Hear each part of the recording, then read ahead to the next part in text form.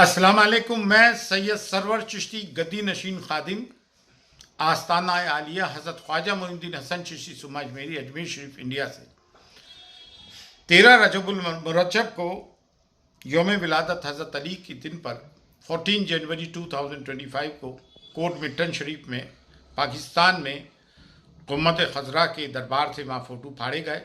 اس میں حضرت خواجہ معین الدین چشتی رحمۃ اللہ علیہ کا بھی فوٹو تھا. وہ خواجہ معین الدین چشتی جنہیں غریب نواز کہتے ہیں، داعی اسلام کے مبلغ ہیں اس بر صغیر میں، شیخ الاسلام ہیں، اور نور علی نور حضرت محمد مصطفیٰ صلی اللہ علیہ وآلہ وسلم کے گنبد خضرا کے بھی پوسٹرز پھاڑے گئے اور بلدیہ کی گاڑیوں میں ڈالا گیا. جیسے ہمیں معلوم ہوا ہے، ہمیں بڑا افسوس ہوا، رنج ہوا، ملال ہوا. پاکستان میں ہم یہ دیکھنے کو ہم مل رہا ہے کہ خارجیت، نازبیت غالب ہوتی جا رہی ہے، سلفیت غالب ہوتی جا رہی ہے. دربار کے لوگوں کو بھی چاہیے کہ اپنے بچوں کو عالم دین بنائیں، جو کہ وقت کا تقاضا ہے، اور اپنے بزرگوں کی روایت پہ قائم رہے. حکومت پاکستان سے بھی ہم یہ گہر لگاتے ہیں کہ ان چیزوں کو روکا جائے، کیونکہ بر صغیر میں اسلام بتوسط صوفیہ کے پھیلائے اور حضرت صلی اللہ علیہ وآلہ وسلم سے محبت ایمان کا جز ہے.